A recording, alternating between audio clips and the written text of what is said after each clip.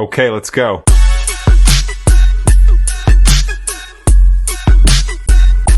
Şam'a başladık. Bu videoda 100 yılın en büyük kartı olan UFC 308'i değerlendireceğiz.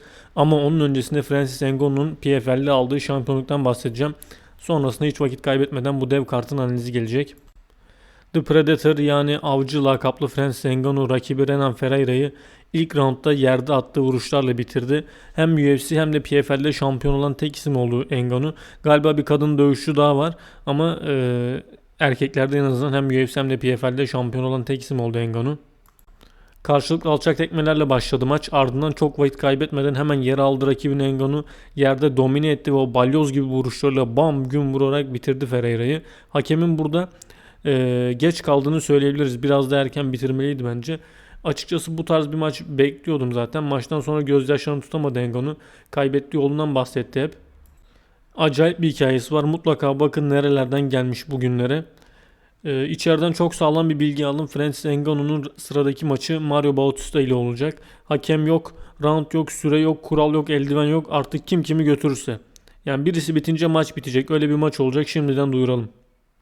Dana White tabi üzgün Ngannou'yu yendi diye. Conor da üzgün, 500 bin dolar yatırmıştı Renan Ferreira'ya. İkisi de gecenin kaybedenleri arasında yer alıyor zaten. Bu maç bize UFC ve diğer organizasyonlar arasındaki farkı da bence göstermiş oldu. Genel olarak tartışılan bir konuydu.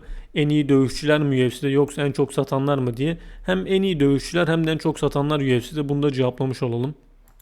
Çok tartışılan bir soru var. Şu an dünyadaki en iyi ağır siklet kim şeklinde. Bence Thomas Spinal. Tom hem John Jones'u hem de Francis Ngannou'yu bitirecektir. Aşağı yorumlara yazabilirsiniz. Sizce şu an dünyadaki en iyi ağır siklet kim? Bana kalırsa dediğim gibi Thomas Spinal. Thomas Spinal'in yeryüzünde indiremeyeceği adam yok. Ben öyle görüyorum. Gelelim asıl konumuza. 100 yılın en büyük kartı olabilir. Tabi bunu performanslarla altını doldurabilirlerse dövüşçüler.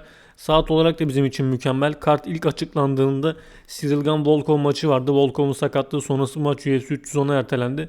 Problem yok, hatta daha iyi oldu bence. Bütün iyi maçları tek karta sığdırmayı çok da doğru bulmuyorum. Sonra diğer kartlar zayıf kalabiliyor. Yani Araplar parayı basınca tabi Dana White de böyle bir kart hazırladı.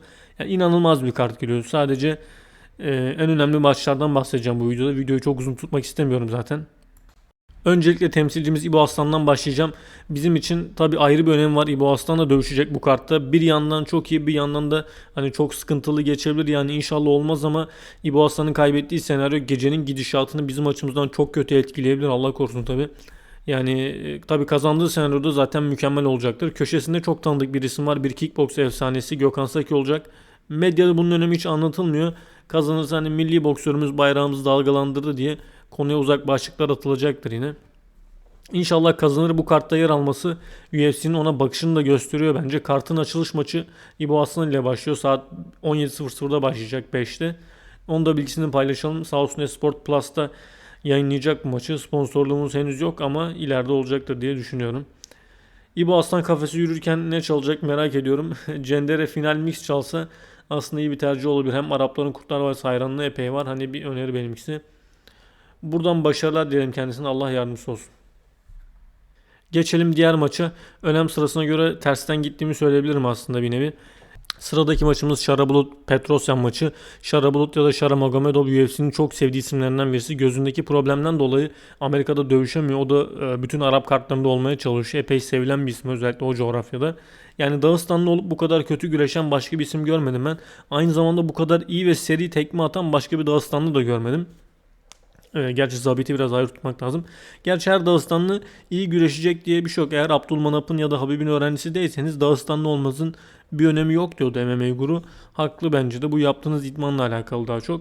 Yani Dağıstan'da yetişen bir ot var ve siz o otu yiyince iyi güreşçi oluyorsunuz diye bir şey yok yani tabii ki de. 14'e 0'da kusursuz bir karnesi var. Kusursuz karnesi olan epey isim var bu kartta, onlara da geleceğim. Bence sağlam bir grappler ile karşılaşana kadar devam eder bu karnesi. UFC de bunu biliyor. Ve ona göre maç veriyor. Bu hype'ın devam etmesini istiyorlar. Çünkü para kazandırıyor onlara fazlasıyla. Hakkını yemeyelim. Tekmeler dehşet. Muay Thai'si çok üst seviyede. Bakalım, göreceğiz maçı. Murphy Ige maçı var. Danny Ige. Çok hızlı geçeceğim bu maçı. Umarım Ige alır. UFC 303'te öğlen bahçede mangal yaparken telefon geliyor ve adam Diego Lopez'le dövüşmeyi kabul ediyor. Böyle bir hikayesi vardı o maçın. Yola çıkıyor, eşini arıyor. Ben dövüşmeye gidiyorum haberin olsun diye. Yani orada teklifi kabul edip Maçta gösterdiği performanstan dolayı zaten tarafsız herkesin sevgisini kazanmış Denige. Dana White kendisi açıkladı, Ige için her şeyi yaparım diye. Yapmış gözüküyor. Yani böyle bir karta maç ayarlamış. Cebini doldur ve daha da önemlisi umarım iyi bir performansta kazanır Denige. Destekliyorum kendisini. Gelelim diğer maça. Magomed Ankalev, Alexander Rakic, Poatan'ı doğrudan ilgilendiren bir maç. Gecenin en sert maçı, kemik seslerinin bol bol duyulacağı maç. Rakic kazanırsa anında Poatan ile kemer maçı ayarlanacaktır. Hatta Dana White kartın sonrasındaki basın toplantısında duyurabilir bu maçı. Aynı zamanda Ankalev'i de UFC'den gönderebilir. Yani Ankalev kaybederse UFC'deki son maçı olabilir, öyle söyleyeyim. Ankalev'in kazandığı senaryoda Alex ile kemer maçına çıkar mı emin değilim açıkçası. Öyle bir gerçek var. Bu maçta artık Ankalev'in erken ve görkemli bir bitirişe ihtiyacı var. Johnny Walker maçlarıyla çok zaman kaybetti. Ramazan 1 Mart'ta başlayacak. Yaklaşık olarak 4 ay var. Yani erken bir bitirişle az hasar alıp Ramazan öncesinde Poatan ile kemer maçına çıkmalı. Kazanıp maç sonu mümkünse İngilizce bir açıklama ile kemer maçını istemeli. Yani artık haykırmalı kemer maçını Ankalev. Yani Ramazan gelene kadar ya da Ramazan'da Poatan bir maç yapabilir. Yani aktiflik dersi veriyor dediğim gibi. Yılın dövüşçüsü de bence bana kalırsa ne olursa olsun. Yani Poatan bir maç yapabilir dediğim gibi, bunda önünü kesmeli bu açıklamayla. Tabii kazandığı senaryo için bu böyle. Olur da kaybederse hiç zannetmiyorum bir daha kemer maçı alsın. Hele ki kemer Poatan'dayken. Rakic çok etkili tekmeler olan bir isim. Alçak tekmelerini nasıl kullandığını zaten son Jiri Prohaska maçında görmüştük. Bu özelliğini tıpkı Jan Blachowicz gibi kullanıp Ankalev'e sıkıntı çıkartmaya çalışacaktır. Ben etkili olacağını ve maçın gidişatına hani doğrudan tesir edeceğini düşünüyorum. Rakic'in atacağı o alçak tekmelerin. Biliyorsunuz ki Jan Blachowicz canını çok yakmıştı Ankalev'in attığı alçak tekmelerle. Oyununu epey bozmuştu. Özellikle ayaktaki oyununu. Ankalev'de mecbur hani güreşmek zorunda kalmıştı Blachowicz. Çünkü ayaktayken baş edemiyordu yani alçak tekmelerle özellikle. Yani Ankalev'in alçak tekmelere karşı bir zaafının olduğu kesin zaten. Takedown savunması iyi bir isim Alexander Rakic. Ankalev'in yere gitmek istediği durumlarda o takedown denemelerini savunacağını düşünüyorum. Ayakta geçecektir maç. Yere gitme ihtimalini çok düşük görüyorum ben. Seyir zevki yüksek ve knockout ihtimali çok yüksek bir maç bizi bekliyor. Yani benim için maç tahminime gelirsek Ankalev'in alacağını düşünüyorum ben açıkçası. Rakic'ten bir sürpriz beklemiyorum. 2 ya da 3. roundda knockout ile galibiyet bekliyorum Ankalev'den. Gelelim diğer maçı. Evet, hala Hamzat'ın maçtan çekilmemiş olması tabii şöyle nazar değmesin. Hala çekilmedi. Maşallah diyelim. Hamzat bravo, çok iyi gidiyorsun.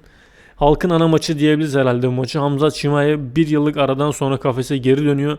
Son maçını Ekim 2023'te UFC 294'te Kamaru Usman'a karşı yapmıştı. Biliyorsunuz o yine Arabistan'daydı o maçta. Aslında Paulo Costa ile yapacaktı. Costa maçtan çekilince Kamaru Usman maçı yanlış hatırlamıyorsam 9 gün kala kabul etti. Yani short notice dediğimiz olay. Maç başladı. Hamzat Usman'ı ezdi geçti ilk round. Yani o bütün baskısını öyle bir yıktı ki Usman gibi bir ismin üstüne. Sonra işler tam tersine döndü. Yani o maç var ya 5 round olsa ve Usman kamp yapıp gelse net Usman alırdı. Hamzat'ın pili bitti ilk round. Gücü kalmadı ama bir şekilde yendi. Sonra bu yılın Haziran ayındaki Whittaker maçından çekildi hastalığı sebebiyle. Bir yıldır kafesten uzak bir Hamzat var. 1,5 ay kadar önce koçunu çalıştığı takımı değiştirdi. Kardiyo problemlerini çözdüğü söyleniyor. Bakalım bunu maça çıkmadan anlayamayız tabi. Yani ne kadar çözdüğünü göreceğiz. O hep yaptığı maç başlar başlamaz böyle hurra hani dalıp bitiriş arayan bir Hamzat beklemiyorum açıkçası. Yani bana kalırsa daha akıllı dövüşen, gücünü, enerjisini daha roundlara yayan bir Hamzat bekliyorum. En azından bence böyle yapmalı, daha akıllı davranmalı Hamzat Chimaev. Yani bu adam kariyerinde ilk defa 5 roundluk bir maça çıkıyor. Karşısında doğal bir orta siklet var.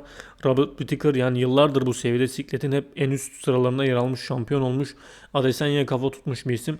Tam bir kombinasyon dövüşçüsü. O klasik 1-2'lerinden sonra çıkardığı yüksek tekmeleri, onun tipik vuruşları. Yani komple bir dövüşçü ama tabii ki de güreş olarak Hamzat'ın elbette gerisinde. Ama bu bir güreş müsabakası da değil. Kendisi de söylüyor zaten Whittaker'ın bunu. Yani Hamzat'ın takedownlarına vereceği karşılık maçın en kritik noktası, bence Hamzat onu her türlü yere alacaktır. Yani bu bir gerçek. Özellikle ilk round enerjiler tavan noktasındayken yerde yapacağı savunma çok önemli. Burada ilk roundu iyi bir şekilde atlattığı senaryoda bu sefer Hamzat'ın kardiyo testi başlayacak bana kalırsa. Robert Whittaker aylardır bu maç için hazırlanıyor. İkram Aliskerov'u bitirdi. Sonrasında bu maç tekrardan ayarlandı. Bu da ikisinin birbirlerini ne kadar çok istediklerinin en büyük kanıtı.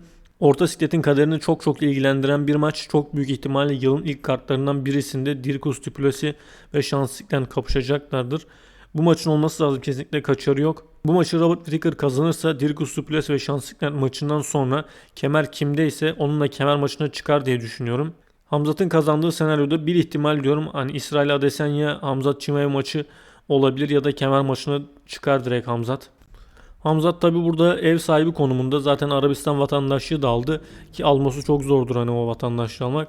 Arkasında taraftar desteği olacak. Açıkçası özledik o Allahu Ekber deyip kafese koştuğu anları, sonrasında kafesin üstünde oturup rakibini beklemesi falan, ama sonrasında yaşadığı sağlık problemleri, bir şekilde maçların iptal olması, yazın olan o scam coin olayları onun arkasındaki rüzgarı epey dindirmişti. Bunca zaman oldu, bırakın şampiyon olmayı, UFC'de ilk defa 5 roundluk bir maça çıkıyor. İnsanların Hamzat'tan beklediğini Alex Pereira yaptı. Hatırlayın, o zirve yaptığı dönemde aynı şu anki Poatan gibiydi. Çok aktifti. Rakiplerini hemen ilk round bitiriyordu. Çifte şampiyon olacak. Önce welter sonra orta siklet kemerini alacak deniyordu. O günlerden nerelere geldi Hamzat? Şu an orta siklette 12. sırada. Tabi hala yenilgisiz. 13-0'lık bir karnesi var. Bakalım eski günlerine geri dönebilecek mi? Göreceğiz, ya da bu kusursuz karnesi bozulacak mı? Yani Hamzat'ın yendiği senaryodaki arkasındaki kaybı düşünsenize. Poatan'ı getirin, Ngannou nerede, Aspinall neredesin gibi açıklamalar yapar muhtemelen maç sonunda. Twitter yıkılır var ya, bütün o dağ faresi, terörist yazanlar bütün tweetleri siler anında.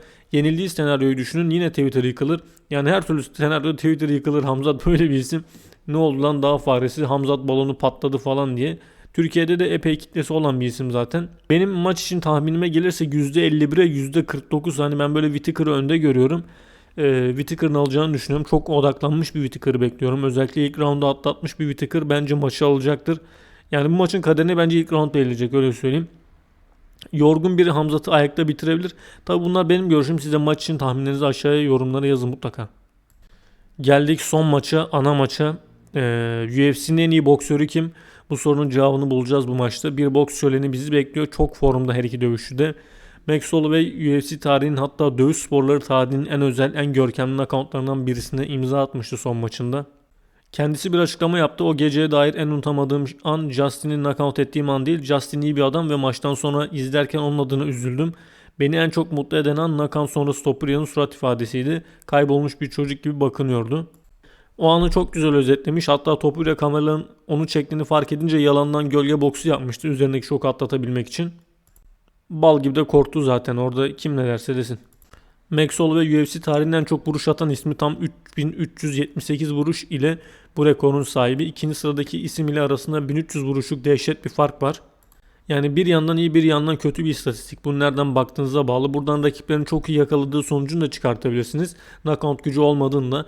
Kafeste geçirdiği süre acayip uzun, kardiyo problemi olan bir isim değil zaten. Ki Ilia Topuria da öyle zaten. Ilia Topuria 15'e 0'lık kusursuz bir karnesi var. Bakalım Max Holloway bu seriyi bozabilecek mi? Ilia Topuria herkesin bildiği gibi Volkanovski knockout'undan geliyor. Kemeri almıştı o maçta. Knockout gücü olan bir isim. Tekniği sağlam, komple bir dövüşçü. Yer oyunu da iyi. Bildiğim kadarıyla dövüş sporlarına güreş ile başlıyor. Grappling tarafını daha çok savunmak için kullanan bir isim, ama olur da Max'i çözemezse bir ihtimal yere çekebilir oyunu. Gerçi Max'in takedown savunması da gayet iyi. Max'i yere almak ve yerde tutmak da zor olacaktır. Maçı kafamda oynuyorum. Gördüğüm iki senaryo var. Birincisinde Topuria'nın gövdeye attığı sol aparkattan sonra sağ kroşe ile Max'i knockdown edip yerdeki vuruşlarıyla bitirdiği şeklinde. Bu tarz bir bitiriş gelebilir çünkü Topuria'nın sol aparkatları gerçekten çok sağlam. İkinci senaryoda ise Max çözecek Ilia'yı ve reach, yani o mesafe avantajıyla kendine çok yaklaştırmadan temiz bir şekilde puanları toplayıp maçı alacağı yönünde. Ilia Topuria o kadar çok konuşuyor ki bu adam deliklerinin altından kalksın, net söylüyorum, UFC'nin gelecekteki en büyük yıldızı olur. Yıllarca konuşuruz yani, o derece. Yenildiği senaryoda ise Colby Covington 2 olacak yani. Yeni Conor McGregor olmak istiyor. Bunu Sean O'Malley denedi, olmadı. En azından şu an için olmadı. Bakalım Ilia Topuria olabilecek mi? Köylüsü Merab hariç herkese sallıyor. Conor'a sallıyor, Sean O'Malley'e sallıyor, İslam'a sallıyor, Belal'e sallıyor, Max'e zaten sallıyor. Yani atar atar, aynı Hamzat'ın çıkış yaptığı dönemdeki gibi. İkisinin de kusursuz karneleri var. Bakalım bu geceden sonra da devam edecek mi bu karneleri? Söylediği önemli bir kısım var. Senin 75 dakika dövüşüp yenildiğin, 3 kere yenildiğin adamı ikinci roundda knockout ettim diyor. Doğru mu? Doğru. Ama Max'in karşılaştığı Volkanovski ile Ilia Topuria'nın karşılaştığı Volkanovski arasında dağlar kadar fark var. Ya Max en iyi dönemlerindeki Volkanovski ile karşılaştı. Pound for pound bir numaraydı bu adam. Daha hani 1,5-2 sene öncesine kadar. Ilia Volkanovski'nin çöküş döneminde yakaladı o. Yani İslam knockout'una çok kısa bir süre sonra maça çıkmıştı. Orada yakaladı. O da biliyor tabii nereden vuracağını. Gelelim en can alıcı noktaya. Kırışma olacak mı? Top buraya diyor ki ilk 10 saniye çağıracağım onu. Max de yanıt verdi. Tabii ki de böyle bir topa girmeyeceğim diye. Yani Justin Gaethje'yi 5 round dövüp kazandığı bu kadar kesin olan bir maçta son 10 saniye kırışmaya giden Max Holloway bu tarz bir durum oluşursa hiç çekinmeyip girecektir yani. Justin'den korkmayan adam Ilia Topura'dan mı korkacak? Maç tahminime gelecek olursak yani gönlüm tabii ki de Max'in kazanmasından yana, hatta knockout etmesinden yana, ama aklım da Ilia Topuria kazanacak, hatta knockout ile alacak diyor. Umarım Max alır. Siz de kart için tahminlerinizi yorumlara aşağıya yazın mutlaka.